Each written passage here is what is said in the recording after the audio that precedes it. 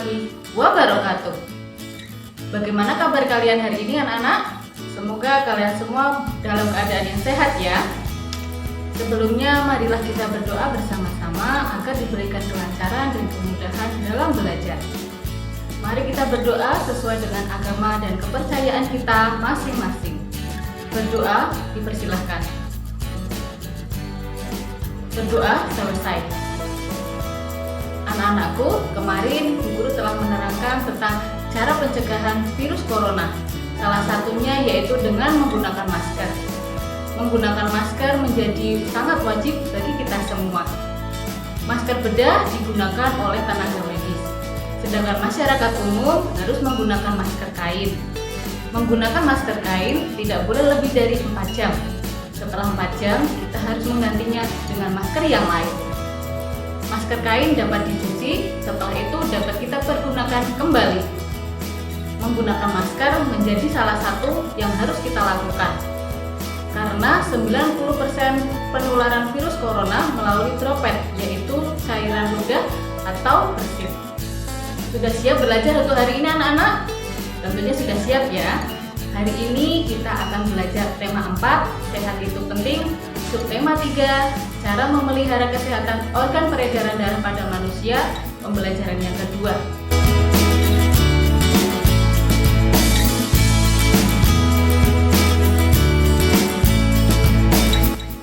Tujuan pembelajaran kita hari ini yaitu dengan kegiatan membaca dan mengamati cerita bergambar, siswa dapat mengidentifikasi berbagai gambar cerita sesuai bacaan. Yang kedua, dengan kegiatan berkarya, siswa dapat membuat contoh gambar cerita satu adegan sesuai dengan kalimat penggalan cerita. Dengan kegiatan mencari tahu mengenai organ peredaran darah pada hewan, siswa dapat mengidentifikasi berbagai penyakit yang mempengaruhi organ peredaran darah pada hewan. Yang keempat, dengan kegiatan mencari tahu mengenai organ peredaran darah pada hewan, siswa dapat mengidentifikasi cara memelihara kesehatan organ peredaran darah pada hewan. Sudah siapkan untuk pembelajaran hari ini? Mari kita simak cerita berikut. Udin gemar membaca. Udin memiliki banyak cerita rakyat, contohnya Lutung Kasarung, Bawang Merah Bawang Putih, Keong Mas, dan lain-lain. Udin jadi mengetahui berbagai cerita rakyat dari berbagai daerah. Mari kita simak cerita tentang Edo dan Udin pada cerita berikut.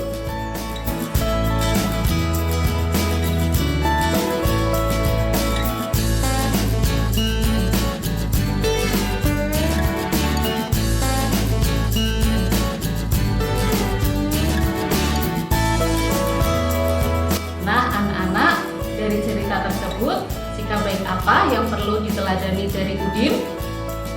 Nah, bagus sekali. Sikap yang harus kita teladani dari Udin yaitu bersedia berbagi dengan meminjamkan buku kepada Edo. Lalu, sikap baik apa yang harus kamu teladani dari Edo? Ya, tepat sekali, yaitu dengan meminta izin kepada Udin saat meminjam buku cerita, lalu berterima kasih dan berpamitan sebelum meninggalkan rumah Udin. Lalu, mengapa kamu harus meneladani sikap Udin dan Edo? Ya, bagus sekali. Kita harus meneladani sikap Udin dan Edo karena mereka semua saling menghargai dan saling menjaga kerukunan. Nah, tadi Edo meminjam buku Udin yang berjudul Kancil dan Siput. Mari kita simak cerita tentang Kancil dan Siput. Alkisah diceritakan bahwa Raja Siput mengetahui akan kedatangan makhluk paling cerdik, yaitu si Kancil di perkampungannya. Raja Siput mengumpulkan warganya untuk bersiap-siap menghadapi kecerdikan si Kancil. Saat si Kancil datang, Raja Siput menyambutnya. Dengan kepungahan dan kesombongannya, si Kancil bercerita tentang kecerdikannya yang berhasil mengelabui harimau dan manusia. Siput yang mendengarkan kesombongan si Kancil merasa geram, ingin segera menguji kecerdikan si Kancil. Setelah mendengarkan cerita kecerdikan si Kancil, Raja Siput menyampaikan maksudnya yang ingin menguji kecerdikan si Kancil dengan menantangnya berlomba lari sampai ke hulu sungai. Sebelumnya, Raja Siput sudah memerintahkan bawahannya siap untuk berbaris sepanjang sungai hingga ke hulu. Mereka sepakat bahwa jika kancil yang berencana lari di daratan memanggil siput, maka siput yang ada di depan kancil menjawab, Kesepakatan antara Raja Siput dan kancil pun dibuat. Mereka sepakat berlomba lari ke hulu sungai. Kancil berlari lewat daratan, Raja Siput lari di lumbur sungai. Tepat pada waktunya datanglah si kancil. Dia menuntut agar perlombaan segera dimulai. Raja Siput yang sudah lama bersiap segera beringkut ke pinggir sungai. Sementara itu, beberapa ekor siput yang lain berada di pinggir sungai, ingin menyaksikan perlombaan itu. 1, 2, 3. Kancil memberi komandan tanda perlombaan dimulai. Dengan sigap kancil melompat, berlari sekencang-kencangnya. Setelah 50 langkah dia berseru, "Di mana kau, siput?" Jawab siput yang berada di depannya. Si kancil semakin mempercepat larinya. Lalu terdengar lagi si kancil berseru, "Di mana kau, siput?" Kembali terdengar jawaban siput setelah berada di depannya. Si kancil menjadi marah dan kian memperkuat larinya. Setiap kali dia berseru, selalu dijawab oleh siput yang telah berada di depannya. Demikian seterusnya. Si kancil tidak dapat mengalahkan siput dalam perlombaan itu. Dia tidak dapat menerka taktik yang dipakai oleh Raja Siput dan anak buahnya. Akhirnya dia merasa kelelahan. Sambil menggerutu dengan nafas terengah-engah, sang kancil pun berkata, "Hai siput, mulai hari ini aku nyatakan bahwa engkaulah binatang yang paling cerdik dan dapat mengalahkanku. Selamat tinggal." Setelah itu, sang kancil pun melompat dan lari menghilang dari perkampungan siput. Sekarang tinggallah siput-siput itu bergembira ria. Mereka telah bekerja keras, bergotong royong, serta dapat membina persatuan dan kesatuan. Anak-anak, setelah membaca cerita tadi, menurut kalian siapa yang memiliki sikap sombong dan bongah? Dan bagaimana menurut kalian sikap tersebut? Nah, yang memiliki sikap sombong dan bongah adalah siapa coba? Kancil atau siput? Ya, betul sekali, kancil. Yang memiliki sikap sombong dan bongah adalah kancil. Ini merupakan sikap yang memandang rendah orang lain dan menganggap dirinya hebat. Sikap ini tidak boleh kita tiru. Karena kesombongan pula, kancil berhasil dikalahkan oleh siput dengan kecerdikannya. Nah, anak-anak, setelah kalian membaca cerita tentang siput dan kancil, pastinya kalian bisa membuat gambar cerita seperti di atas ya. Sebelumnya, apa itu cerita bergambar? Nah, gambar cerita adalah perpaduan gambar dan teks yang berbaur menjadi satu kesatuan serta mengandung keindahan dan cerita yang bermakna.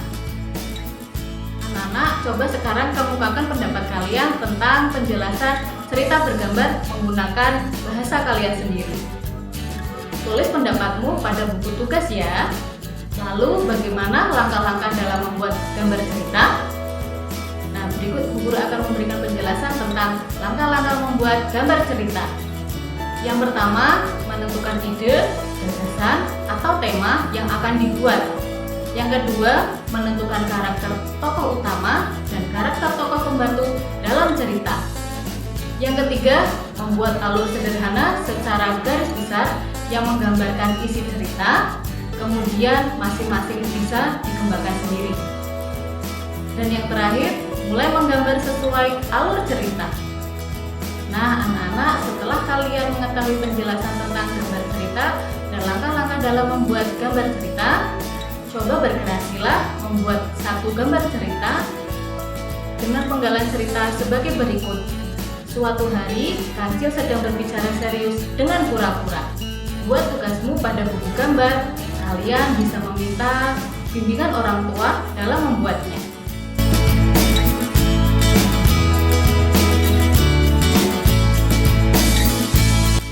Anak-anak, bagaimana cerita tadi Kancil dengan sikut? Menarik bukan? Nah, pada pembelajaran yang kemarin kita telah mempelajari tentang peredaran darah pada hewan. Nah, Kancil merupakan contoh hewan mamalia. Lalu, bagaimana sistem peredaran darah pada kancil? Mari kita bahas dalam pembelajaran berikut. Peredaran darah kancil terdiri dari jantung dan pembuluh darah.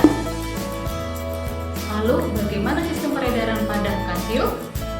Sistem peredaran darah pada kancil terdiri dari jantung dan pembuluh darah. Jantung kancil terdiri dari 4 ruang, terdiri dari 2 atrium dan 2 ventrikel.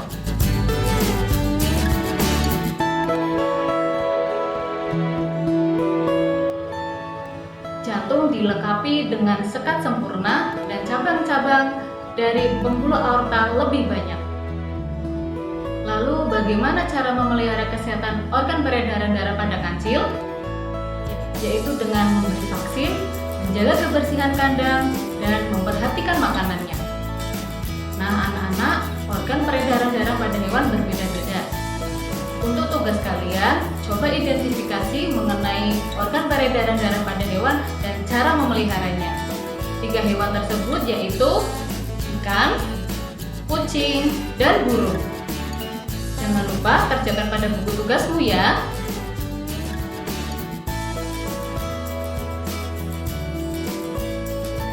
Bagaimana pembelajaran kita hari ini? Menyenangkan bukan?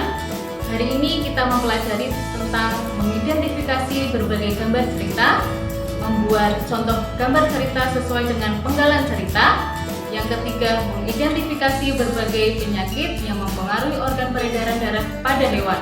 Dan yang terakhir, mengidentifikasi cara memelihara kesehatan organ peredaran darah pada hewan.